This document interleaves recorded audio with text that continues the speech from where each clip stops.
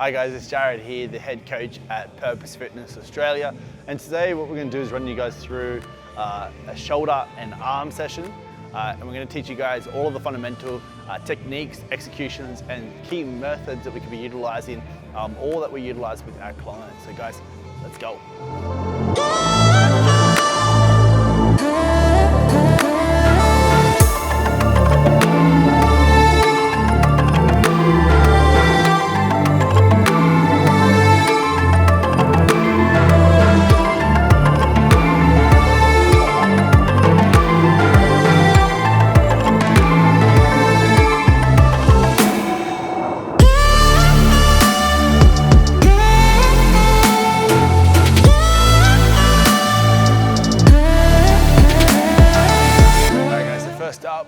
We're going to hit some rear delts. Now, we're actually hitting rear delts first, and this is something that a lot of people do not do. They don't ever account for their rear delts being a primary muscle to start or focus a lot of the volume of their shoulder sessions around.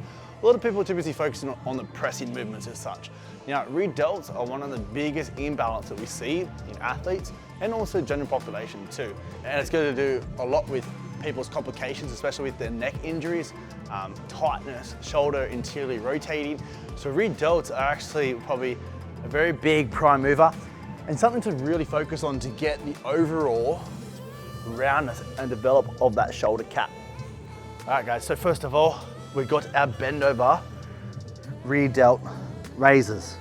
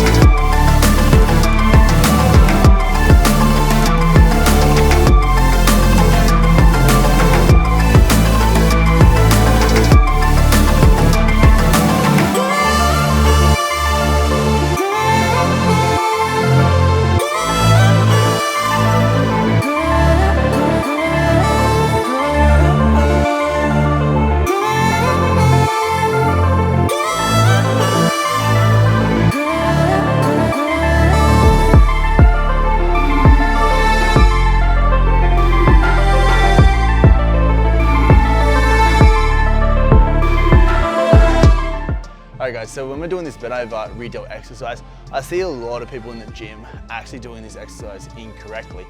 Now what we see is a lot of people go too heavy for the load. They lack the education of the pathway of the rear delt. You gotta remember where the rear delt inserts, where it attaches. Alright? The length of position, shorten position. Length of position, shorten position. Alright? So when we see people getting into here, they come back, they struggle with their shoulders. So what we see is a lot of scapular engagement. We don't see a good enough time in the length and position of the rear delt head or a shortened position. Now when you see me, you'll see my elbows are directed towards the wall. My elbows are facing directly out. I'm externally rotating the dumbbells, right? So laterally, right? So that's how I'm running the dumbbells, which runs the direct line of force through that rear delt. I'm holding a micro pulse at the top, which encourages more time in that shortened range, better activation, and then I'm spending some good time down in the length of position. So the movement's very controlled. Now as well, when I get fatigued, I don't come up any higher. The higher you become, the more scapula you're gonna engage. So just make sure that you're shortening only the rear delt and you're not encouraging those scapulars to take most of that movement. Over.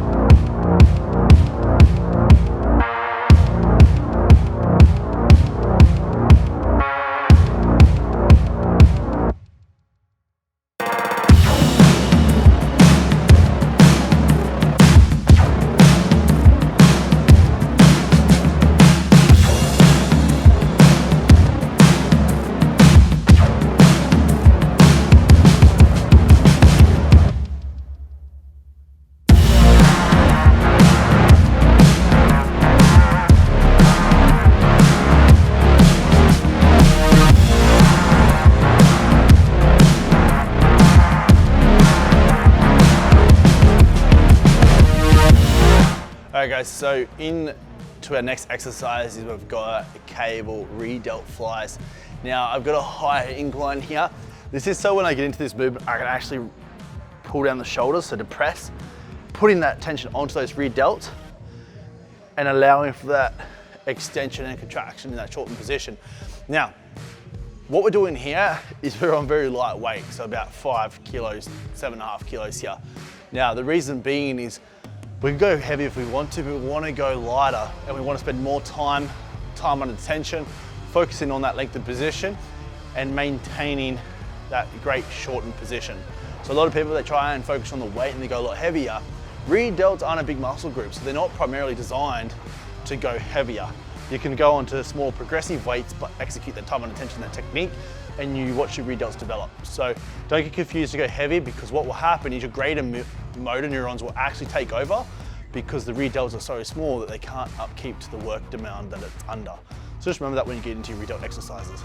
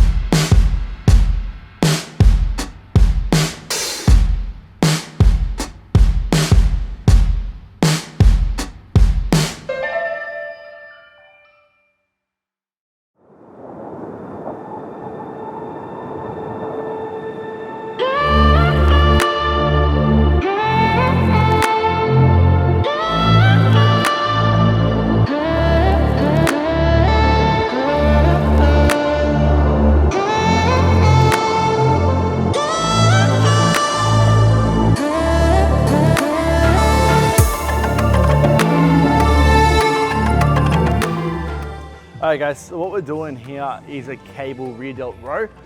So what we're doing is we have a low setting row. So obviously the projection of that angle is a lot lower than a normal cable row where you typically grab it from here to row, more for a rhomboid scapular retraction based exercise. So we're doing a low row. What we're actually focusing on is the length of position of the rear delt.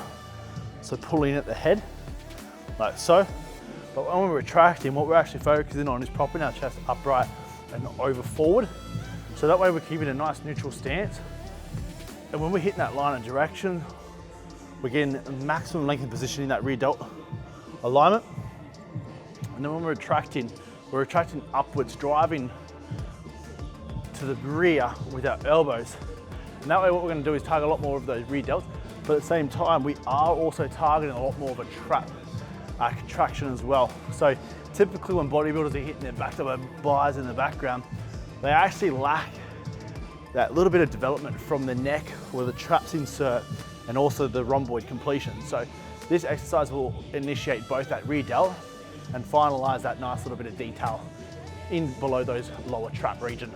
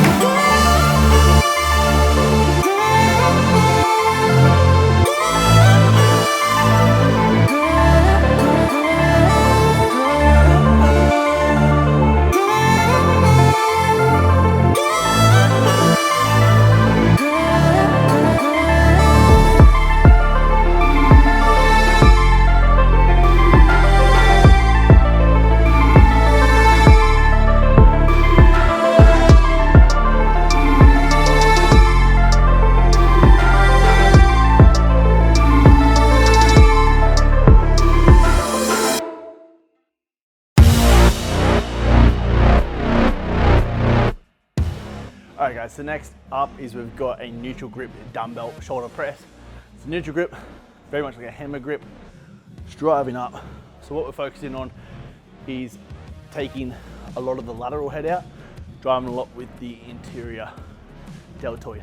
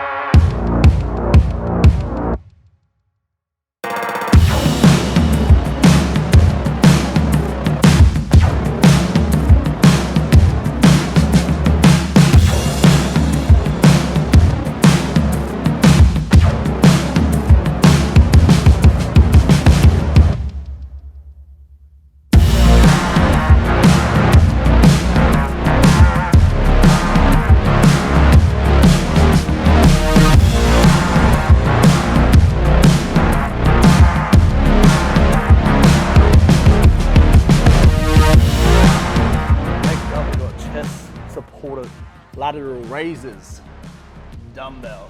So chest supported dumbbell lateral raises, legs go out in front, shoulders contracted back, chest nose into the platform. And it's going to allow for a very strict and isolated movement onto the lateral head. That will take out all of the major neurons that will come into play and less swinging. So we're pushing the lateral head to direct failure. So this is our very last exercise to complete that overall deltoid head. Let's go.